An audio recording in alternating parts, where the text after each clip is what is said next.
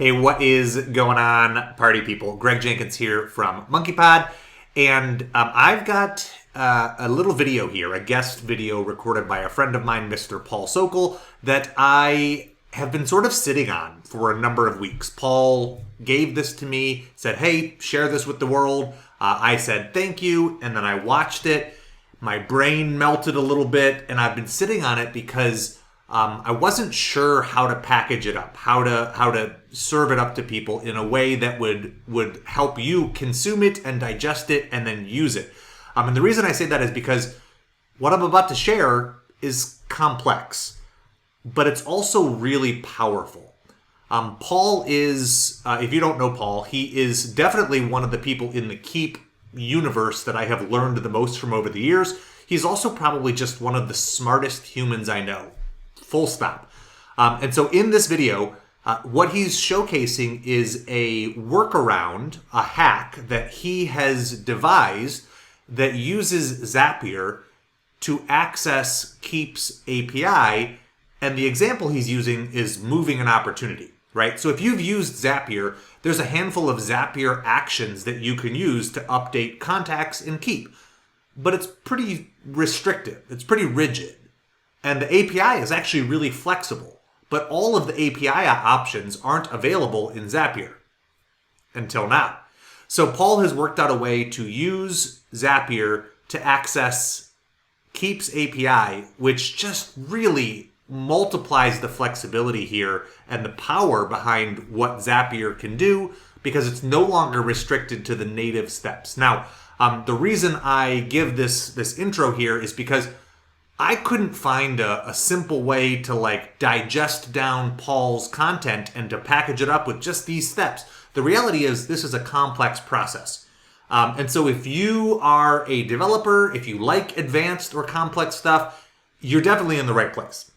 But if you're like me and you've got some limitations to your technical comfort zone, don't worry about it too much. You're welcome to watch this video, soak up his brilliance. The point here is really that Paul has unlocked something that I've never previously seen done. And when I say it's complex, there's a point in this video where Paul hits a snag and he has to stop, go do some troubleshooting, and then there's a second section where he comes back with the fix, right? So if one of the smartest people on the planet, or at least one of the smartest people I know, has an issue running into this, give yourself some slack, some grace, if it doesn't stick immediately for you. But I share this video because I just know that there are a handful of people who will watch this and it will give you an idea or it will make something possible that previously was not. So with that intro, take it away, Paul. Hey, I'm Paul Sokol, and in this video, I'm going to show you how to use Zapier to make API hits to any API. But specifically, we're going to look at using Keap's API. So the way that it works is there's pretty much two parts to it. The first part is just generating the code the first time initially, because of OAuth. We'll talk about in the seg OAuth 2, actually.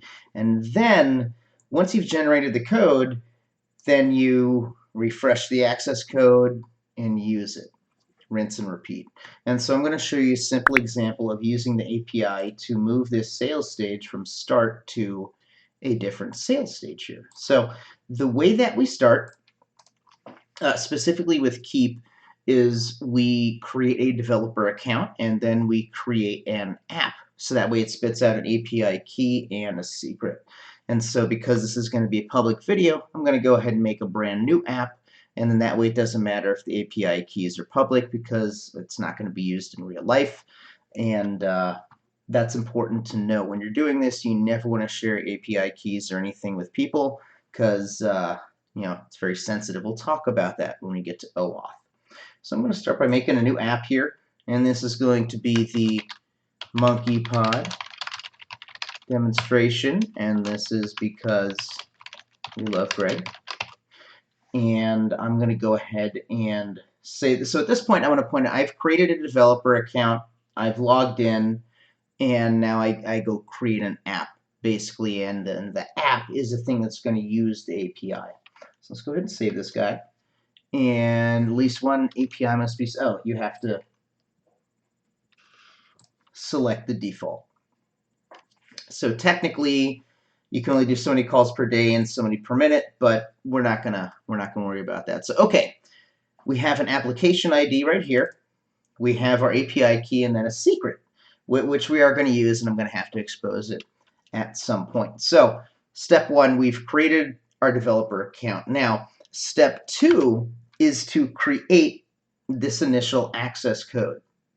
Now, this is done using something called OAuth 2, which implies there was an OAuth 1. And yes, there was. The general idea was using code, you can send a key and your secret to something else, and that something else returns a key back to you, which says, hey, you're authorized to use the API.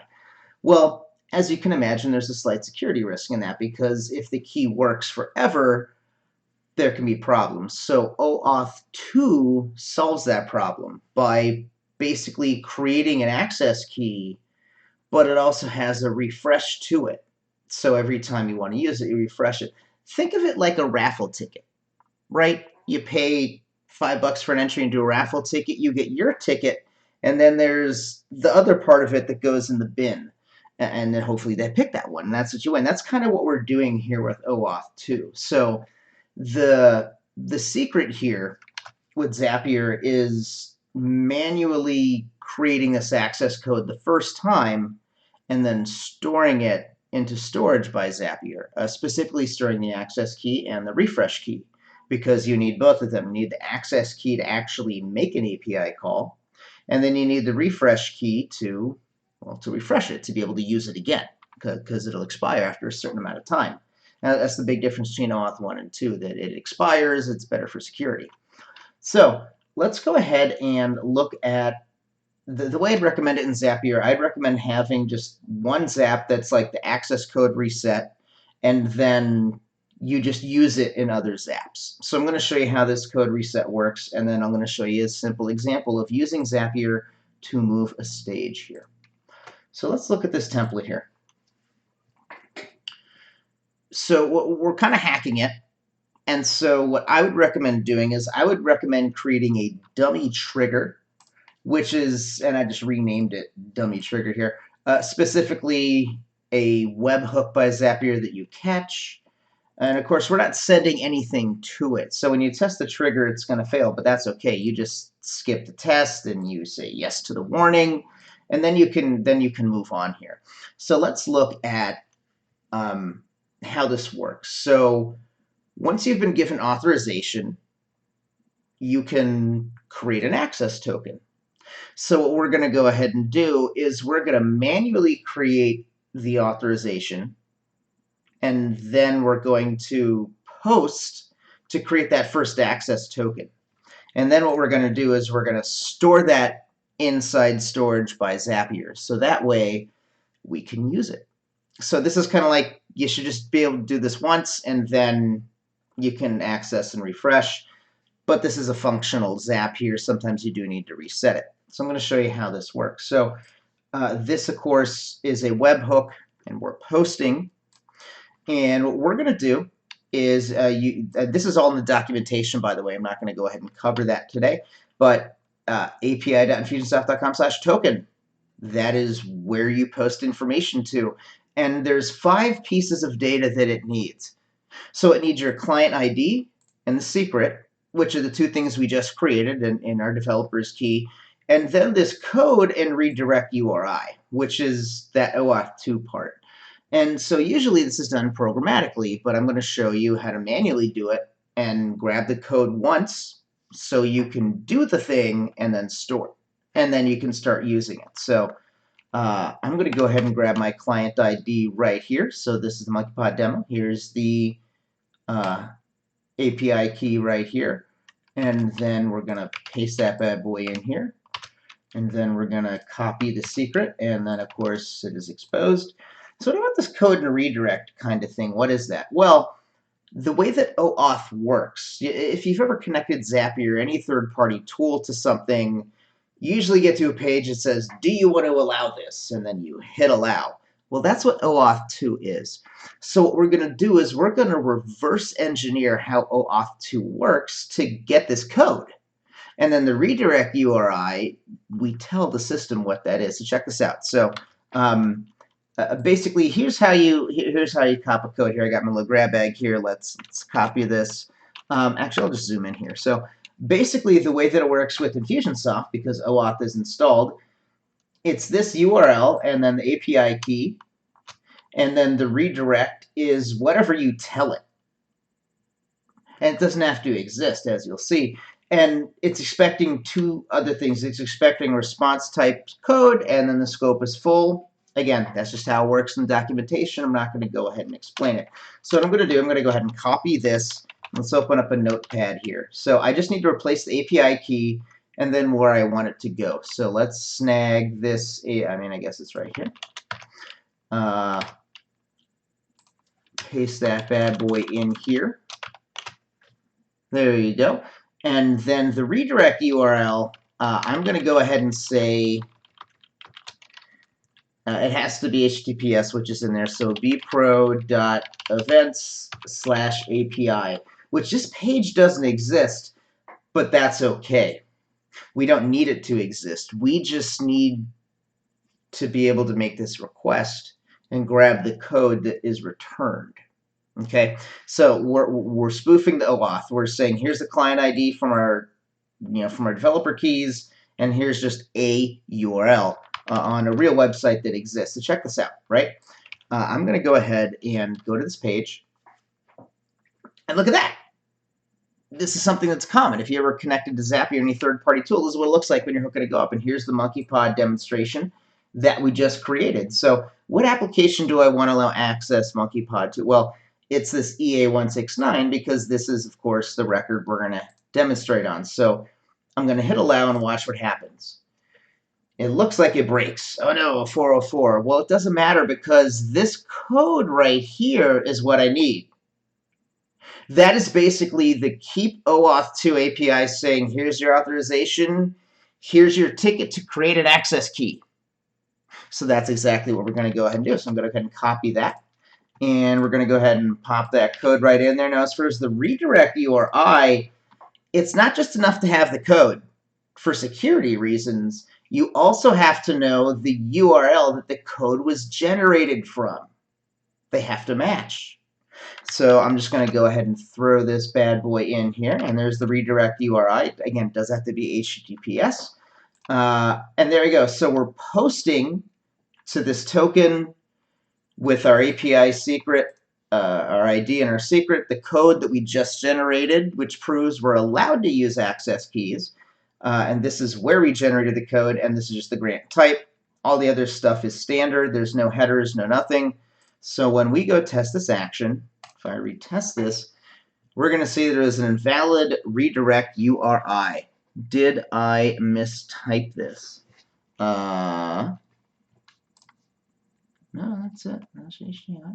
And then that was the website I went to. Oh, there's no triple W. That's why. So there you go. I'm glad this is great. This was a great demonstration. So yeah, there's no triple W just because of how we have our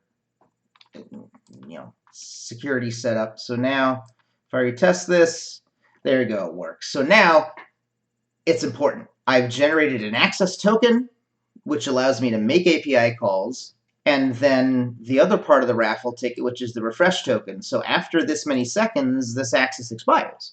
So now I can, I need to use the refresh token. So, okay. So now what I'm going to do is I'm going to store this access and refresh token. Now, Zapier has a storage by Zapier. And we're going to store multiple values because we have two of them. It's not just one value. You create your account. I'm not going to go ahead and cover that. It's very simple. And then you have your key value pairs. So I have template access token, template refresh token. So inside this storage by Zapier, under my account, I have two values for this. And you can see what I've done is I have mapped, let's get rid of all this. to show you how it would actually look in real life. So we've posted for the access token. So now we're going to, again, set multiple values, and we're going to set the access token to the access token, and then we're going to set the refresh token to the refresh token, and there it is. And now I'm going to go ahead and continue and push this information into storage by Zapier. So now this is the first part. And this is just like you do this once, just like when you OAuth the first time you connect it. We've created access, and then we've created our first token, push that into the system. Okay, so now we can actually make an API call using this access token. So we're going to go ahead and move this stage. So I have the template Zap set up for this ahead of time, so you don't got to sit and watch me do this. So here is our example API. So as far as the trigger here, and I just have a dummy trigger here for this example, but this could be, in this case, I've used it with the legacy stage move trigger. So you move the stage, it sends an email out with merge fields from the opportunity. That goes to an email parser, and then you do stuff with that. But let's not worry about that. Let's just look about using that token we just created to make an API call. So whenever you're making an API call using this method, I guess, is whatever, I don't know what it's called, this method, you have to look it up, refresh it, and then store the updated access. Then you go ahead and actually use it. Okay, so it doesn't really matter what the trigger is. Let's go ahead and look at how this works. So again, this is a storage by Zapier, but instead of setting multiple values, we're getting multiple values, which makes sense. And that's our account. And we're getting the template access token and then the template refresh token. So you may just want to say like Keap access token and Keap refresh token. If you do that, make sure that that's what you store it in when you create the original thing here. But I'm using template here, so now if I go ahead and test this, oh yeah, attention, right? This is dummy Zap just for this video. I'm going to skip this test, thanks. Continue. Okay, now it's okay. We can go ahead and test this. So check this out. We're going to go ahead and search for this in our storage by Zapier, which we just did a moment ago.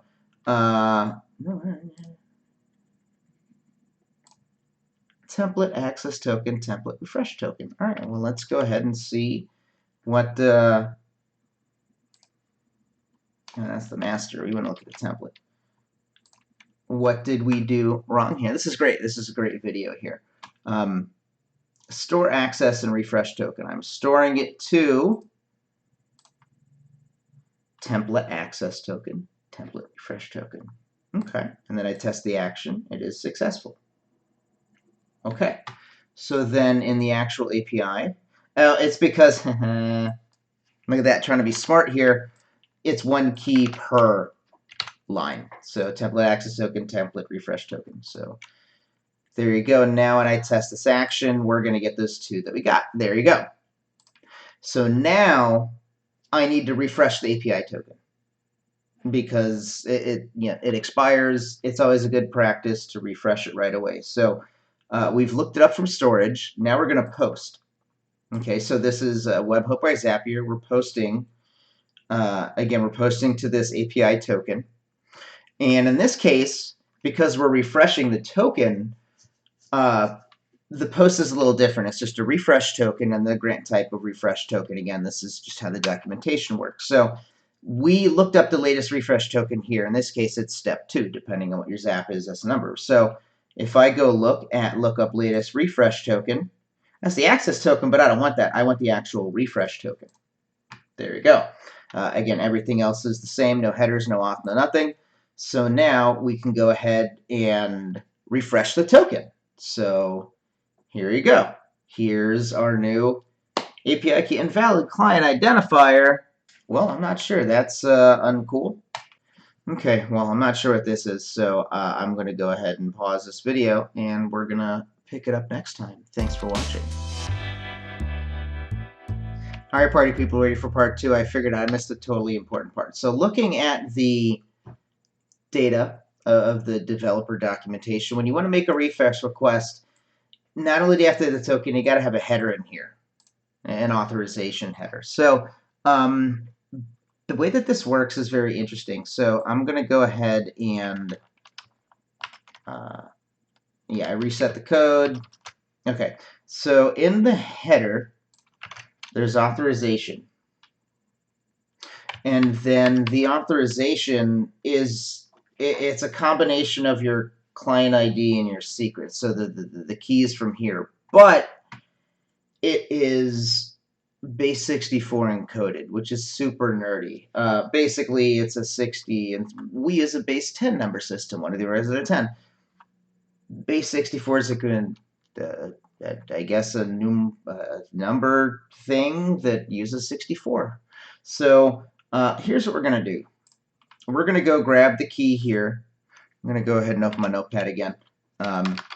Here's the key, and then we put a colon, and then I'm going to grab the secret, and then here it is. So the idea is you need to pass this as the authorization in the header, but you can't just pass it like that because it's not encoded. So what you do is you got to find a base 64 encoder. So like I'm just going to base 64 encoder, and obviously you can see it's in my history here.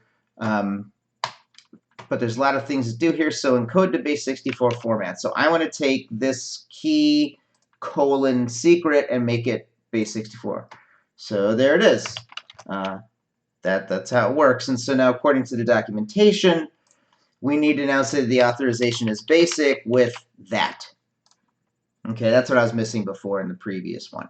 So we have our refresh token, and then we have our authorization to use the refresh token. Again, you can see how auth is very redundant and secure. So now, when I go ahead and test this action, there you go. So now, here's our new access token. Here's our refresh token. Before we use that access token to actually do API work, we need to update that. Again, we got a new raffle ticket, a new thing. So we're going to go ahead and do storage. And we're going to say store this guy. And this is going to be, I think it was template access token is going to be, set multiple values. Sorry. So set multiple values. And then, of course, the storage. And then template access token is going to be the access token we just got. And then we have the template refresh token, which is the refresh token that we just spit out. So there you go. Now we're going to store this, and now it's up to date. So again, just as a high-level thing, it is two parts. You have to initially create that access code once, create that access and refresh token, and then store it. And remember, what you store it as here is the same thing you would be searching for and looking up and storing from. So I hope that's obvious. So you look it up, post to refresh it, and then you update it. Now we can get to the API. We're finally here. So check this out. Notice it's patch opportunity record based on the API documentation. We are doing a custom webhook. It's a custom request, which is patching. There's only 5 possible methods as far as how these things work, and so we're patching it. We're updating an opportunity here. So here's the API right here.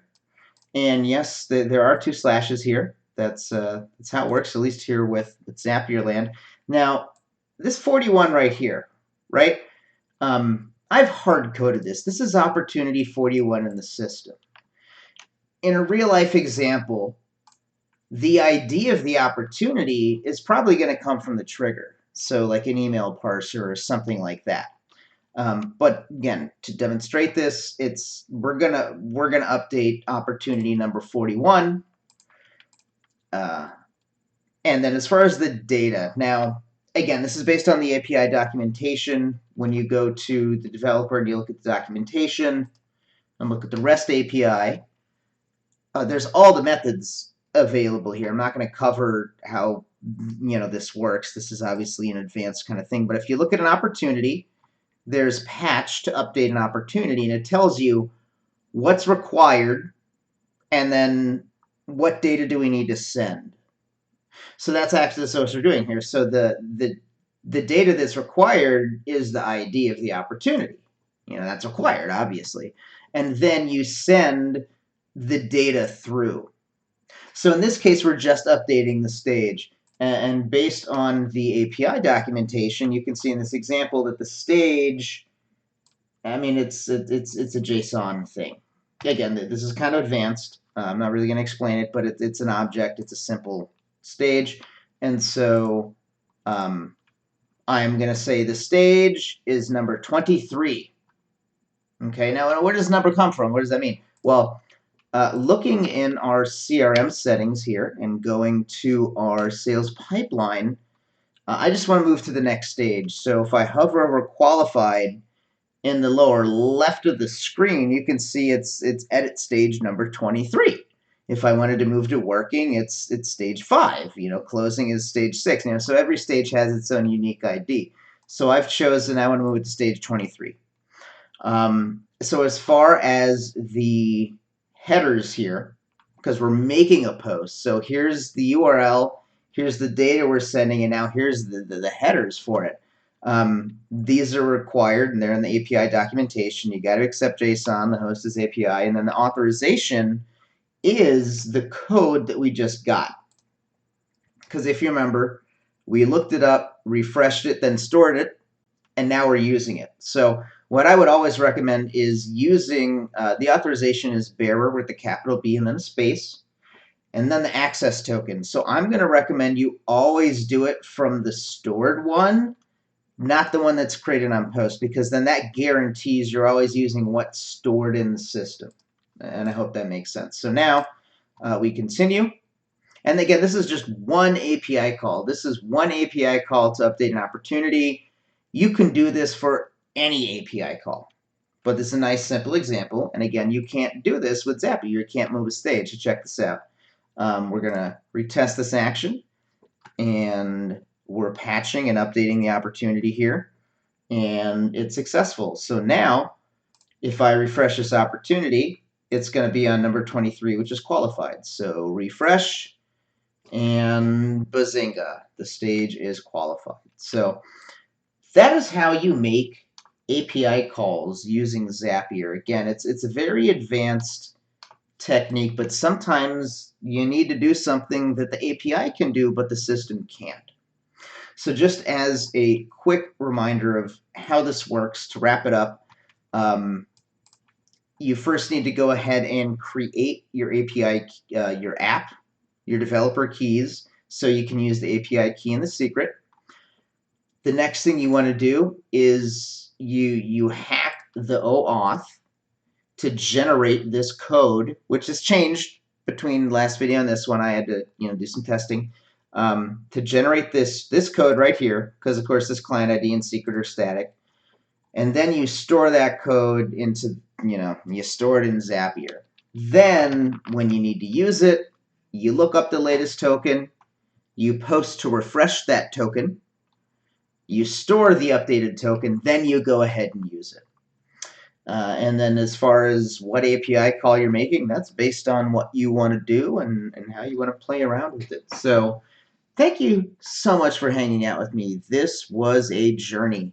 And this took a lot of hours to learn how to do this. A client needed us to update opportunities, and wouldn't you know it, we can't do that with Zapier out of the box. But now you can. And so thank you for watching. If you have any questions, please let me know. And if you're going to do anything, you might as well be pro. Okay, so there you have it. Thank you to Paul for sharing this trick. He poured a ton of time and energy into not just figuring this out, but to packaging up the process so that other people could watch it, take parts of it, or replicate the entire thing. And if you're still watching this video, please drop a comment below just letting us know that you made it to this point in the video, or better yet, give Paul a shout out. Hop into the Keap user group on Facebook, tag him, say thanks, tell him you watched this video, or jump onto Twitter. He's at Voyix, Voyicks on Twitter, and just let him know that you appreciate the time and energy he put into this. And you're welcome to connect with him over at Be Pro. But thank you for watching. I hope you found this valuable.